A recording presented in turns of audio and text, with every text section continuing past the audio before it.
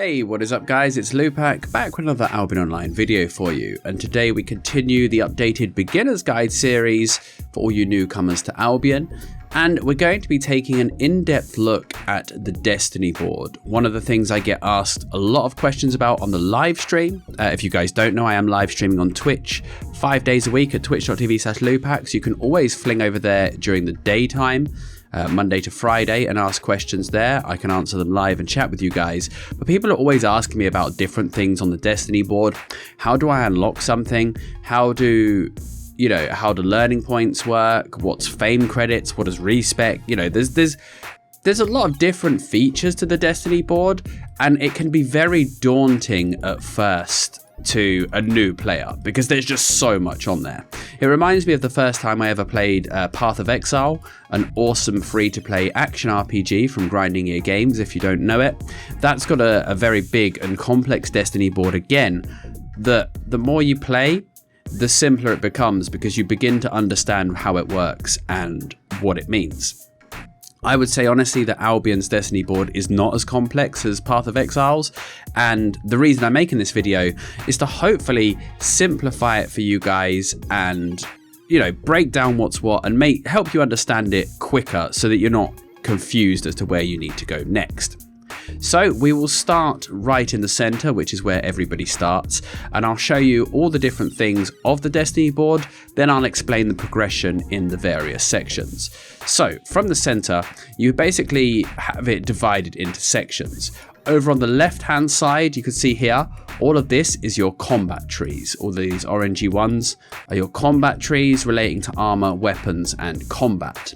This other side is the same as this side in terms of the item choices, but this is for crafting. So this is creating all the items, this is using them in combat. So left side combat, right side crafting. Below that we then have tools, which is this tab here, the green one. These are your gathering tools, fishing, capes, bags, and demolition hammers. This again is a crafting tree. Next to it we have refining and gathering. So this blue one here is your gathering tree, and this one here is your refining tree. So that's gathering resources and refining. And then finally in this bottom left we have farming, herbalism, breeding, and conversely cooking and alchemy, which branch off of them. They all behave slightly differently, and we'll take a bit more of an in-depth look at each tree shortly. Other than that, you've got two special lines in Albion as well.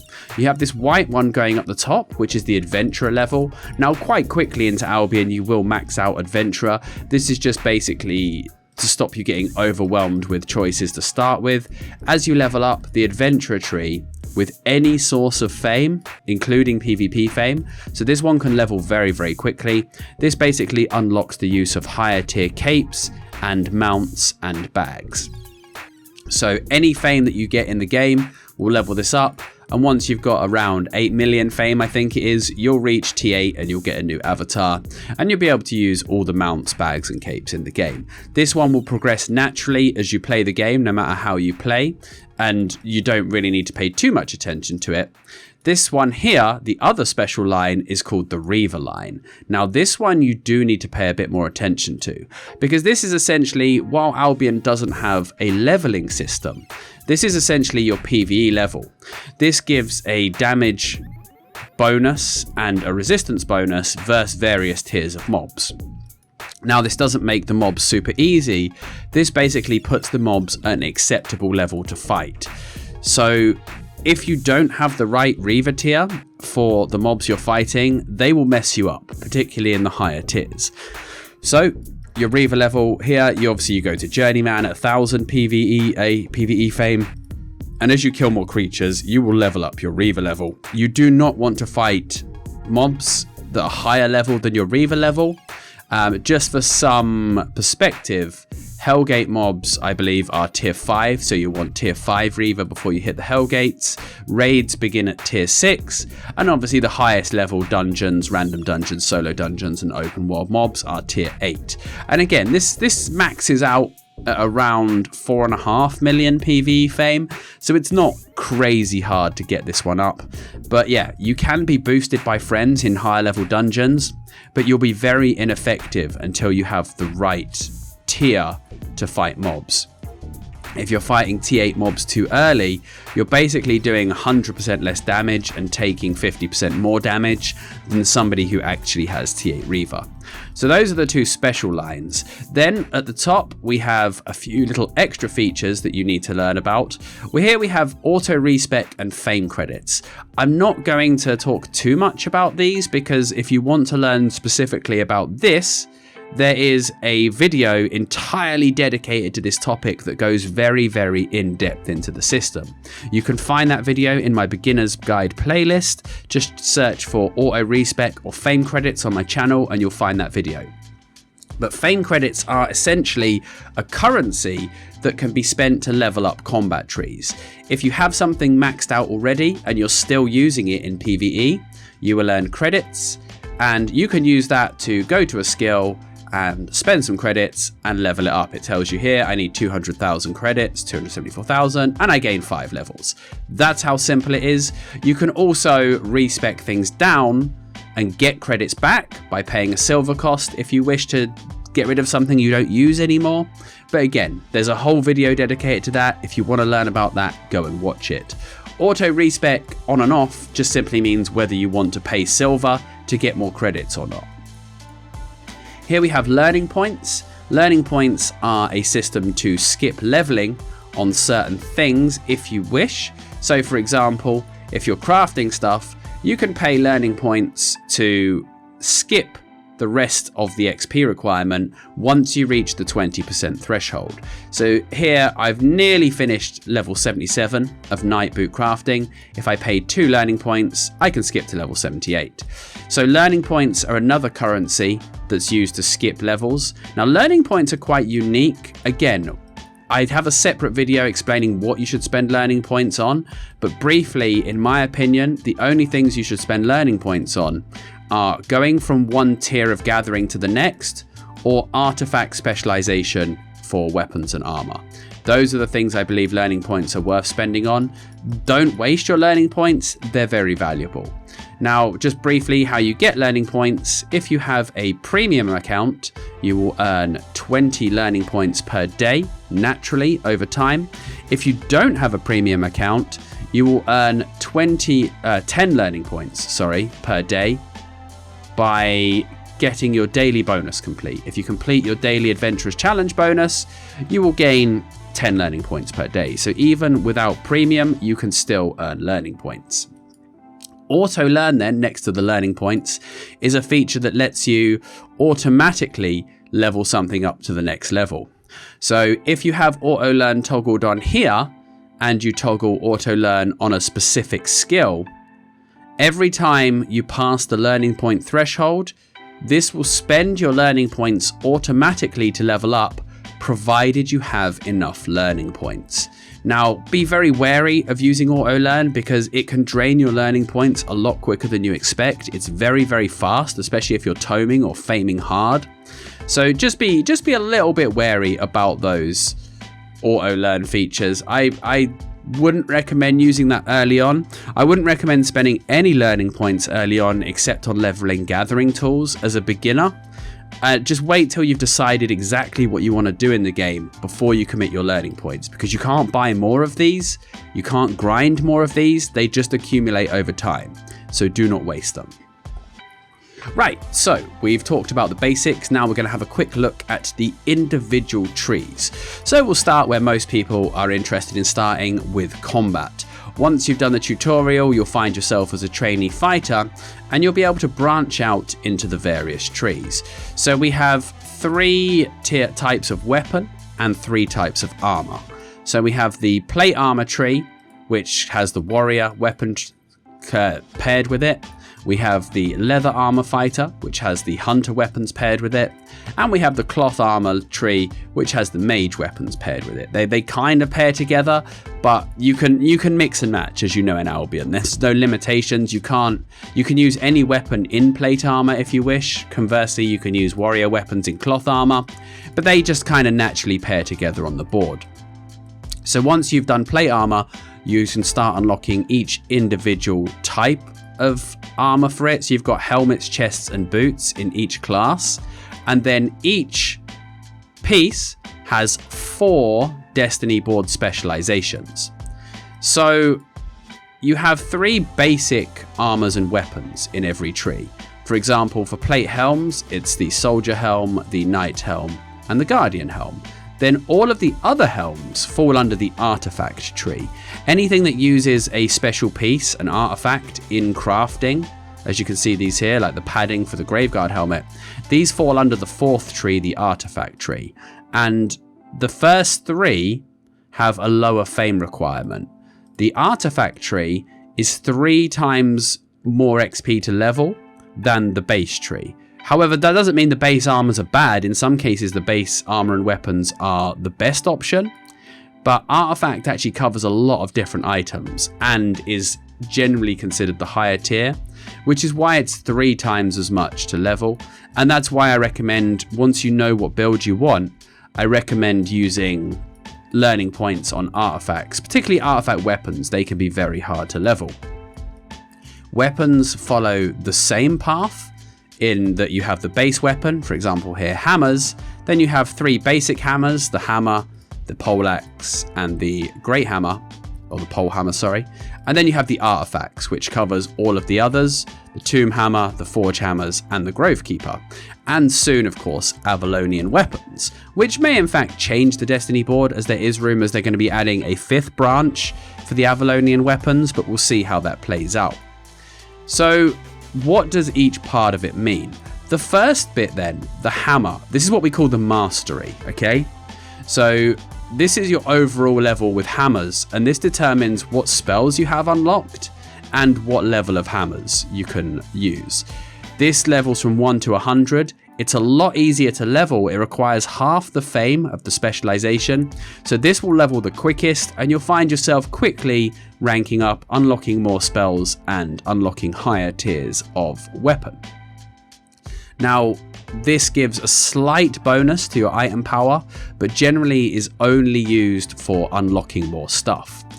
The ones at the end are called your specializations. Now these determine your effectiveness with a specific weapon.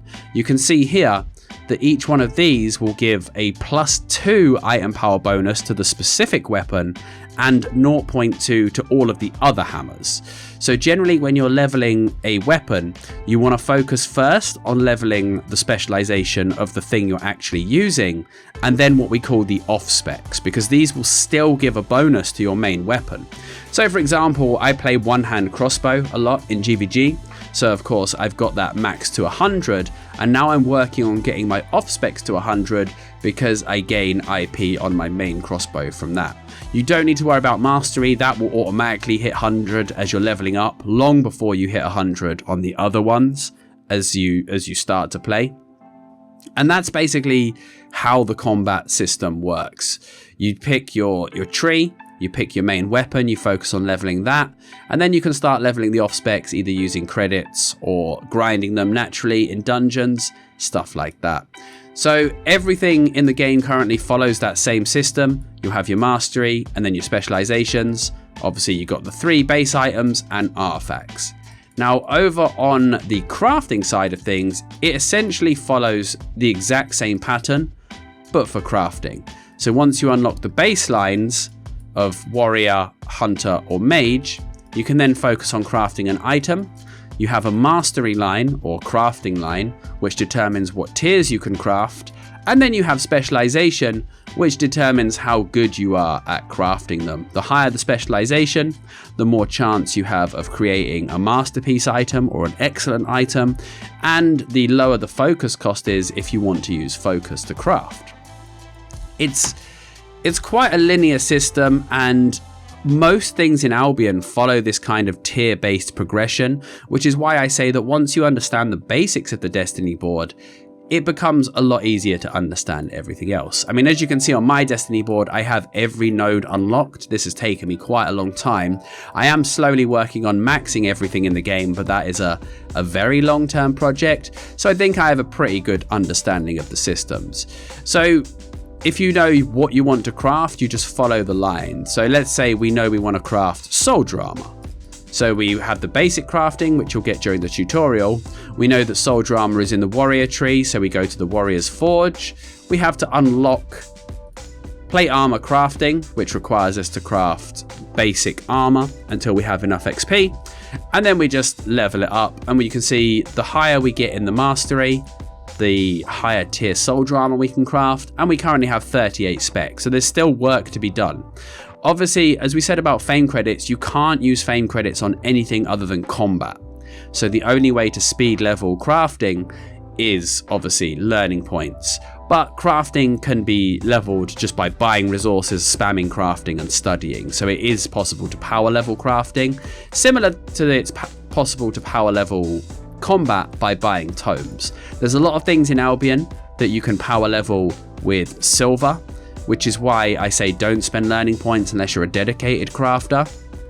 Something like gathering, you can't power level with silver. So that's why I say use your learning points on that. So the crafting tree over here, fairly simple. Then the tool tree down here, it's for the 5 gathering professions, or 6 if you count fishing. This follows the exact same pattern. You unlock journeyman tools, then you work your way down, and you've got the 5 different tools here for sickles, skinning, pickaxes, stone hammers, and axes, and then fishing rods. Also under toolcraft comes capes, bags, and demolition hammers. So these are the tool crafting things, and they all have their own specialization. Exactly the same as combat, exactly the same as normal crafting. The higher you get in the specialization, the more chance you have of creating a masterpiece, and the cheaper the focus cost. But once again, with these, masterpiece isn't so important for gathering gear. So what's more important is being able to craft that T8, because that's worth a lot of money once you get up there. Right, the next thing we're going to take a look at is the gathering and refining trees, because these actually behave slightly differently to the other ones that we've looked at so far. Obviously, tools, crafting, and combat all follow a very similar pattern. Now, these two follow a slightly different format. So first up, gathering then. Again, you will unlock gathering during the tutorial, and you'll find yourself working your way towards tier 3 and then tier 4 tools. So you'll unlock your tier 3, which all have 1 out of 1, and then you'll unlock tier 4 tools. At this point, you might start to get a bit confused, because tier 4 tools will then have a 1 to 100 level, and you'll see tier 5 down here locked. And what happens with a lot of new players, they're like, oh my god, I have to get 100 levels of tier 4 before I can get tier 5. And this actually isn't the case. So you'll find that tier 5 will have a fame requirement at first, and every time you're gathering, you'll get fame towards this. Tier 4 has its own fame requirement. Once you've unlocked it, it will start at 1 out of 100, and every time you gather tier 4 resources, you'll get fame as well towards this. So simultaneously, you'll get fame towards tier 5, and if you gather specifically tier 4, you'll get mastery towards tier 4. What you need to be doing is not worrying about the mastery at all early on, and working towards leveling up to tier 5. So you don't spend learning points once you've unlocked tier 4 to level tier 4. You want to be pushing and spending your learning points to unlock tier 5. Obviously, all mine are unlocked all the way to tier 8, and only once you've maxed out at tier 8 should you consider spending learning points on mastery, or specialization rather. Specialization will level over time, and the effect of it is basically you get more yield and you gather quicker at that specific tier. You only get specialization levels for gathering that tier, so gathering tier 6 will only give master or minor specialization. It won't give expert or adept. The 1 to 100 levels are specific to the tier, and what you want to be doing is looking to go down the tree rather than leveling up the specializations. These will just happen over time as you gather. As you can see, like I've got fairly good specs in my tier 6, 61, 60, 21, 28, 75. And that's where it's slightly different. You can use LP to level mastery, and it is actually something I'm using learning points on now, because gathering is one of the only things in the game that you can't power level. along with farming, and even that you can kind of power level it, but you have to play the game. Everything else you can brute force with silver if you really want to. So after gathering all those raw resources, we have the refining tree. The refining tree comes under crafting. It's a green tree, but it follows a similar pattern to gathering. So again, you're looking to go down. Once you unlock tier 4, refining tier 4 will give you specialization levels, again 1 to 100, but it will also give you progress towards the next tier. So this will be grayed out and this one will be lit up, and as you're refining fiber into cloth, you'll be working towards tier 5, then tier 6, then tier 7, then tier 8. Again, with refining, I don't ever recommend spending LP on this, because you just need to refine more stuff to get to the next level. It just seems like a big waste of LP, in my opinion, and I'm not a fan at all of spending LP on refining, unless you have a dedicated refining character on an alt, in which case it's fine. So those two kind of have their own format, in that the 8 tiers each have their own specialization, and if you're focusing on one particular gathering profession and you want to be the best at that, that's what you need to do. You need to work on maxing out those masteries and then working on the specializations. Fishing is its own kind of thing. It follows actually a similar pattern to the normal weapon trees and the crafting trees, in that you have a mastery level, which determines what level of fishing gear you can use and gives you some fishing bonuses, and then you have a specialization. Fishing, because you're fishing all types of fish, it doesn't have this tier 4 to tier 8 specialization tree. Okay, and then the final thing on the Destiny board we're going to look at is breeding, farming, herbalism, and of course cooking and alchemy that come off of that. So firstly, the farming trees are divided into 3 categories that you can put on your island. You can put farms, you can put herb gardens, and then you can have kennels and pastures. So each one of these, again, as you farm more, you'll level up your main tree, which unlocks the things you can plant or grow or breed. As you go up, you can do the higher level stuff. And then each thing that you can plant has its own specialization. So for herbs and food, it's very simple. Each herb and each food has its own farming specialization, and the more you do it and the more you harvest it, the quicker it gets. One interesting thing is this is one of the few things in the game you cannot spend LP on.